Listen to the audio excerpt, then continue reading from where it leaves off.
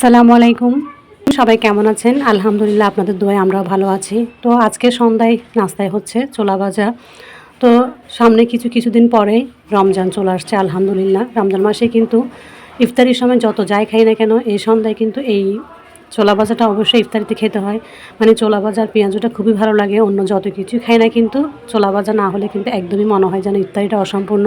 তো জানি না কার কেমন লাগে, আমার কিন্তু অবশ্যই ছোলা ভাজাটা খেতে হয়। মানে এটা খুবই পছন্দের একটা খাবার।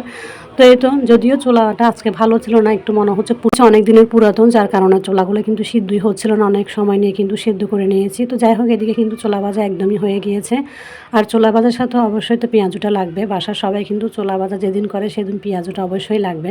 মানে আমার মনে হয় ছোলা ভাজার চেয়ে পেঁয়াজুটাই সবার বেশি পছন্দ। তা আমার বিশেষ করে আমারও কিন্তু ছোলা ভাজার সাথে পেঁয়াজুটা খুবই ভালো লাগে, মানে খেতে খুবই পছন্দ হয়। আর বাসায় বানানো পেঁয়াজুটা অনেক মজা হয়, মানে খুব তৃপ্তি সহকারে খাওয়া যায়, কিন্তু সবাই মজা করে খেতে পারে। বাহির থেকে কিনে আনলে কিন্তু সেটা অতটা খাওয়া যায় না, মানে সীমিত, যেহেতু পেঁয়াজও অনেক দাম। বাইরে থেকে আনলে কিন্তু একটা পেঁয়াজও দেখা যায় কি 5 টাকা করে নেয়। তো সেই হিসেবে বাসায় বানালে কিন্তু মজা করে খাওয়া যায়। তো এই তো আমার কিন্তু পেঁয়াজও ভাজা হয়ে গেছে, এখন আমি গরম গরম তুলে নিচ্ছি। এই তো আজকে আমাদের সন্ধ্যার নাস্তায় ছিল ছোলা ভাজার সাথে হচ্ছে গরম গরম পেঁয়াজু। তো সবাই ভালো থাকবেন। আর আজকে সন্ধ্যার নাস্তায় কে কী দিয়ে করেছেন অবশ্যই কমেন্ট করে জানাবেন।